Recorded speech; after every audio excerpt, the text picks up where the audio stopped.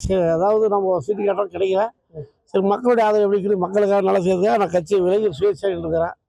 மக்களுடைய ஆதரவு ஏதோ ஓரளவுக்கு நமக்கு அதாவது மீடியமாக ஏதோ செய்யணும்னு சொல்லியிருக்கிறாங்க. பார்க்கலாம். 2 திராவிட கட்சி தாண்டி நம்ம சுயேட்சையை செய்யற மாதிரி எதிர்பார்க்க முடியாத ஒரு சூழ்நிலை தான். இருந்தாலும் மக்களுடைய ஆதரவு எப்படிதான் தெரிஞ்சுக்கலாம் நின்று இருக்கிறான். வாக்குகள் உங்களுக்கு எதிர்ப்பு நல்லதான் இருக்கு. அதாவது ஊர்ல வந்து 10 பேர்னா 10% இப்போ எப்படின்னா, அதாவது மக்கள் வந்து 2 கட்சியும் ஒதுக்கிட்டு புதுசாக ஒரு ஆள் மாதிரி எதிர்பார்க்குறாங்க. அதனால் நீங்கள் வந்தால் வாய்ப்பு இருக்குன்னு மாதிரி தான் சொல்கிறாங்க. இந்த தொகுதியில் பிரச்சனைனா அவங்க நீண்ட நாள் கோரிக்கை அவங்க வந்து ரயில் பாலம் எதிர்பார்க்குறாங்க. ரயிலுடைய ட்ராக் வேணுன்ற மாதிரி எதிர்பார்க்குறாங்க.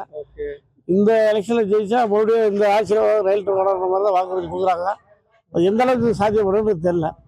மக்களுடைய ஆதரவு என்னன்றது தெரியும். மக்களுடைய தீர்ப்பு தான். இந்த மக்கள் பற்றி சொல்லாங்க.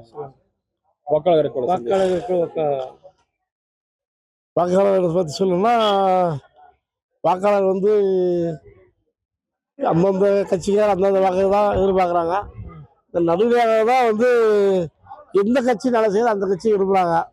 இப்போ வந்து திமுக வந்து 5 ஆண்டு காலம் ஆட்சி செஞ்சு சட்டம் ஒழுங்கு சீர்கட்டு போச்சு.